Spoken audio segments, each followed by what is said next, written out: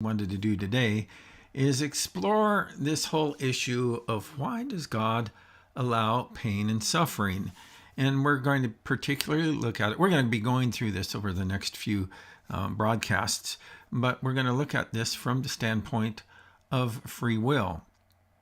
After we've suffered a betrayal, we may find ourselves wondering why God allows pain and suffering. And we're going to look at that more closely in this particular broadcast. This is all part of our Beyond Betrayal project that so many people feel cheated by life, others, or God. And we have a whole ministry online that we offer to folks to help them to work through those feelings of betrayal. So that's what we want to do today, and we will be right back.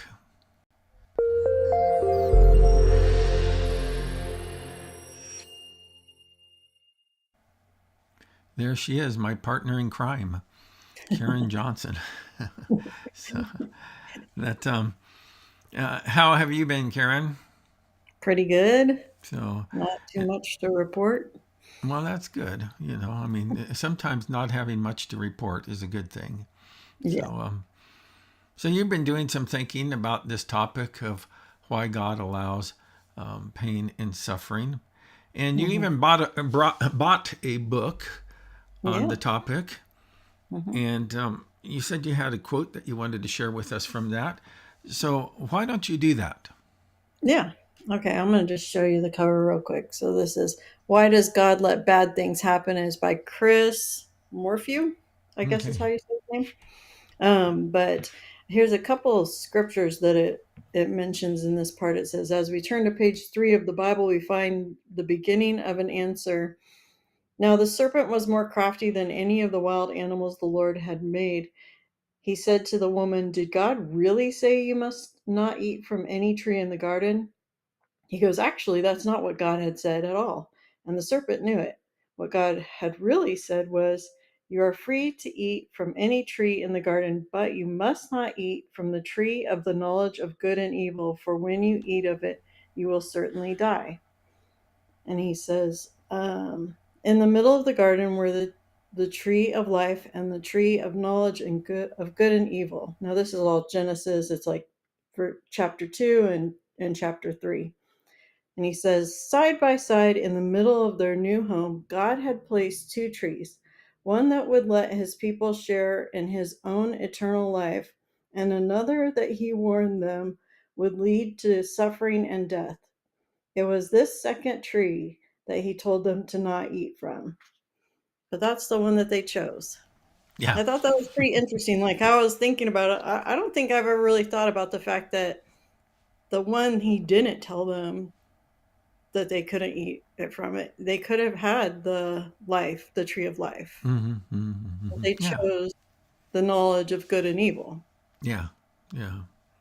Hey, here's an interesting thought. And because people when we talk about this topic hmm of God and evil, because it's a hmm complex topic, and Right. I know many expert theologians and Christian apologists who have delved very deep into this topic. hmm But there's a lot of stuff, and that's why we're just going to kind of do a survey of some of this information. But but we get tangled up sometimes thinking in terms of, well, isn't God complicit some way in pain and suffering entering into our world?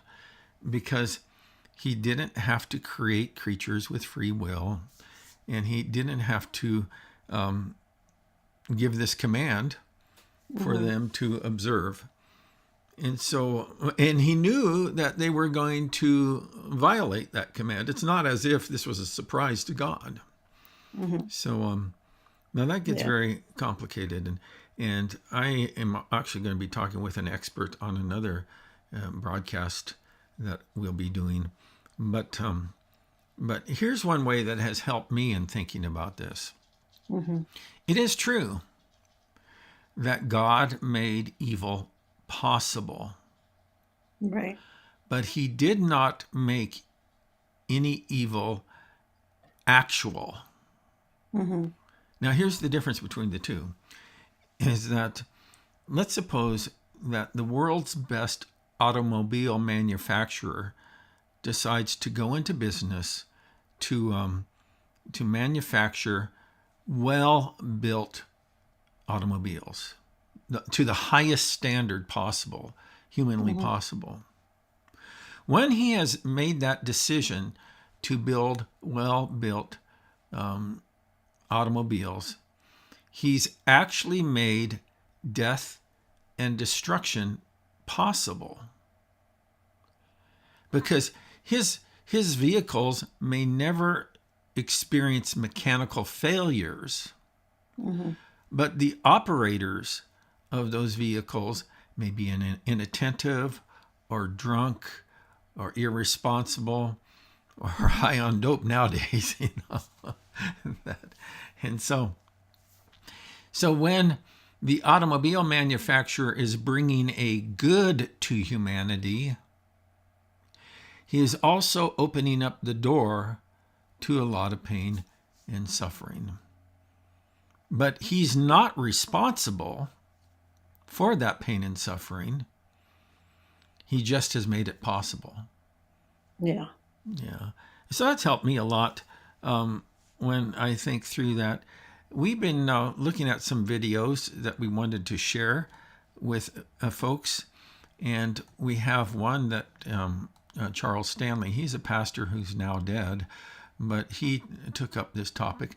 And so we're going to take a look at his video real quick, and then we'll react to some of the things he says, okay? All right. Cool, let's do that. This is a very interesting question, and one that people have asked down through the centuries, and they will ask until Jesus comes. Why does God allow evil, pain, and suffering when he has the power to prevent it? Well, think about a world without choice. That wouldn't be any life at all. And the fact that you and I have a choice in life means that we have a choice to do the right thing or the wrong thing. And oftentimes, suffering comes with the freedom to choose. So he, in this particular clip, he says that suffering comes with the freedom to choose. What do you think about that?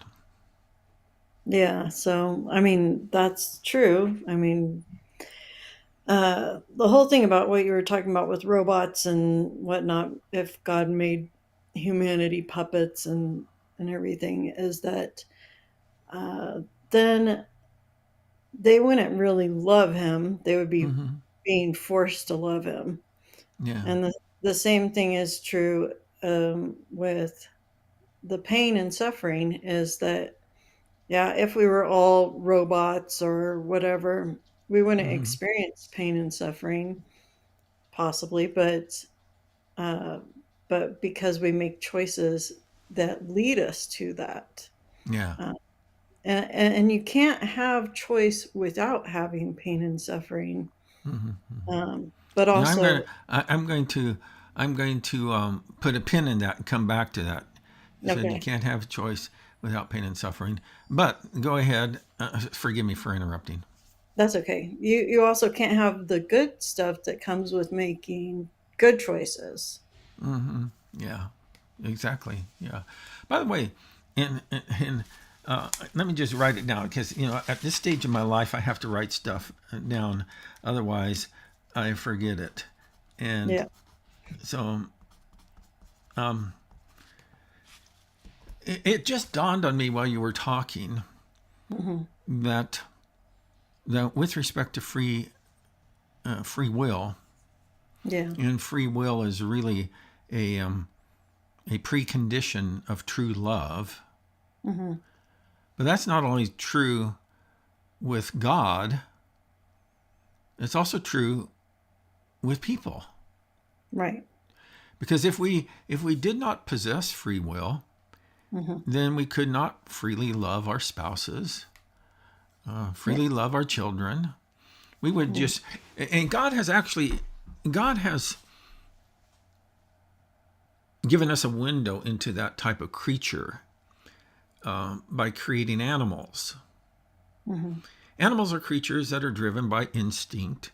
And even though I know that there are a lot of people that would say, well, animals, my dog loves me. Well, your dog loves the food that you give him, or the comfort, or, or whatever it is that the dog wants from you. But that animal is driven by instinct. And if we did not have free will, we would just be animals that are driven by instinct. Mm-hmm. You know, and that's true with dogs. Dogs mate, and dogs have families, and dogs hunt and do what dogs do. But none of that is driven by free will. It's driven by the instinct that is a part of that animal's nature. Mm-hmm. So, but we are a higher order of animal. I believe it was Aristotle who said that humans are rational animals. And rationality also is, it depends on free will. You can't have rational thoughts unless you choose to believe one idea over another. Yeah. And so, so we are rational animals. That's what the human creature is. Angels are pure spirit, and so they're not animals. They don't have that animal nature to them. But I want to just circle back to that one comment where you said something like you can't have free will without without what? Pain and suffering. Is that true? Is that, I can't remember exactly what you said. Is that what you, or close to what you said? Yeah, I think so. Okay. Yeah. I mean, you know. And so here's where I would take an exception with that statement is that in eternity, in glorified eternity, I believe that, and this topic troubled me so deeply for many, probably years, until I sought out a very highly respected Christian philosopher, and I asked him. I said, "Will we have free will in heaven?" Mm-hmm. Because I was convinced that that if Adam and Eve fumbled the ball in paradise, that I would definitely be the guy who would fumble fumble the ball in heaven. Yeah. And his answer isn't the way that I appreciate his answer. He really opened up my mind in thinking about it. Yeah. But here's the shorthand way that I think about it. Suppose you had cancer, and it was a horrible cancer that not only devoured your body in unpleasant ways, but completely limited your life in so many ways. Then suppose you were cured of cancer, completely cured, and your body was restored to full health. Yeah. You would never say in a moment that, oh man, I wish I could go back to those times when I had cancer. Yeah. Yeah. Because now you're living, you see, life before cancer, there was a certain amount of innocence to that. Mm-hmm. Life during cancer, there's horrible struggle that goes with it. I've known a number of people who, matter of fact, I just officiated a funeral for a fellow who died of cancer. He was diagnosed with cancer, and then 1 month later, he was dead at the age of 55. Wow. So, but there's an innocence before cancer, there's the experience of cancer, and then there's post-cancer. We would never say, I wish I could go back. Now, I believe that having gone through the experience of this fallen world, and the longer I live, the more I realize this world is never going to give me what I hope to experience from it. Yeah. But I truly believe that heaven is real. I truly Yeah. believe that heaven is real. And when I get there and I possess complete free will, there's going to be two things that will keep me from ever wanting to go back. One would be like, how stupid would it be? You know? Right. And number two is how glorious God is. Yeah. Yeah. Yeah. You know?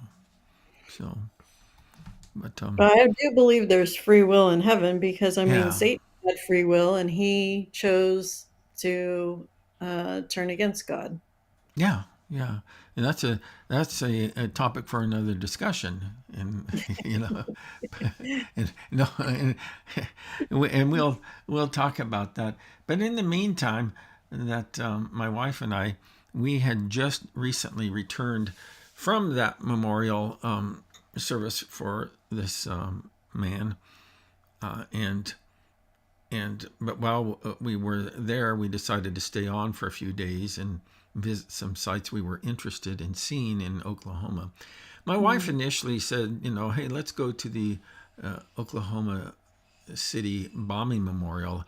And I thought, man, what a buzzkill. I don't want to go on any vacation time to a place like that. Yeah.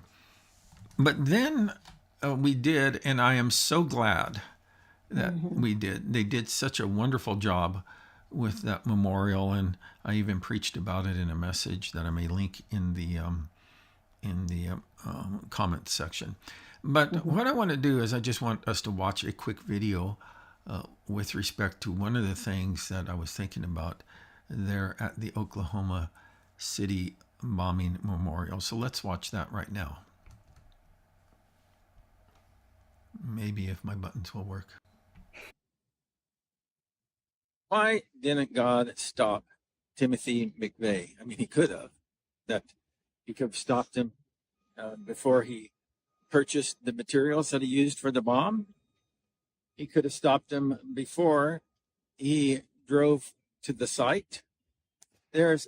He could have even prevented him from ever being born. So why didn't God stop Timothy McVeigh from perpetrating this evil on so many people?